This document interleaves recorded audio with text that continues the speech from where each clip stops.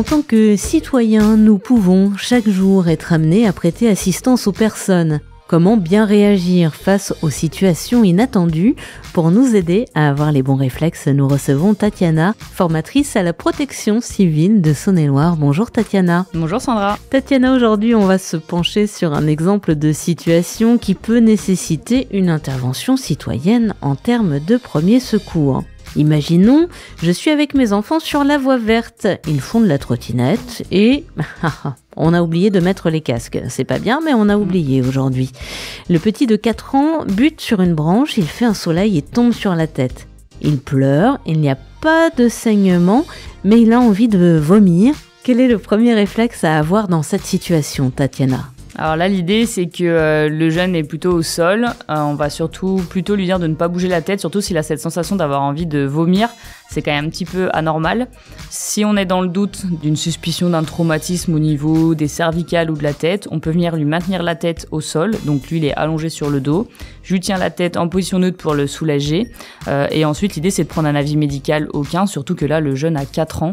Donc potentiellement pas suffisamment de muscles pour retenir sa tête. Alors c'est vrai que ça arrive souvent que les enfants tombent et se cognent la tête. Quels sont les signes qui invitent à contacter le 15 ou un médecin? On va pas le faire à chaque petite bosse. Tout à fait.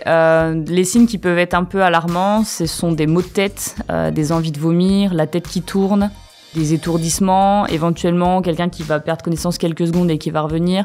Voilà, ça c'est des choses auxquelles il faut être attentif et tout de suite demander un avis médical puisque il peut y avoir potentiellement un traumatisme crânien ou éventuellement des lésions au niveau cervical. Même des douleurs qui descendent dans les cervicales, dans le dos, il faut que ce soit pris au sérieux. Et ces symptômes peuvent arriver plus tard. J'ai un enfant qui se cogne la tête. Est-ce qu'il faut que je surveille la nuit par exemple? Tout à fait. C'est plutôt conseillé effectivement de surveiller même dans les 24 heures qui suivent la chute pour voir s'il n'y a pas de complications. En cas de doute, on appelle le 15, évidemment. Que faut-il dire au 15, les choses qu'il ne faut pas oublier dans ce genre de situation? Et là, bien se présenter, rappeler votre numéro de téléphone, le lieu le plus précis où vous êtes. Ensuite, expliquer que la victime là a 4 ans, qu'elle vient de faire une chute, elle s'est violemment tapé la tête par terre et qu'elle a envie de vomir. Donc ça, c'est très important. Et le donner plus d'informations et répondre aux questions que le 15 va vous demander pour voir s'il y a nécessité d'une prise en charge médicale ou non. Et enfin, Tatiana, c'est vrai qu'il y a de plus en plus d'accidents qui arrivent impliquant des trottinettes. Petit réflexe sécurité quand on fait de la trottinette. Le casque, ça déjà, me paraît évident. La base.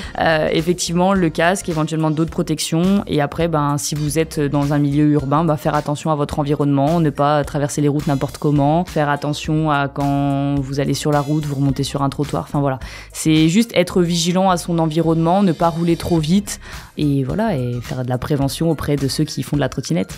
Merci Tatiana et à très vite pour d'autres conseils premiers secours et prévention avec la protection civile de Saône-et-Loire. Merci Sandra.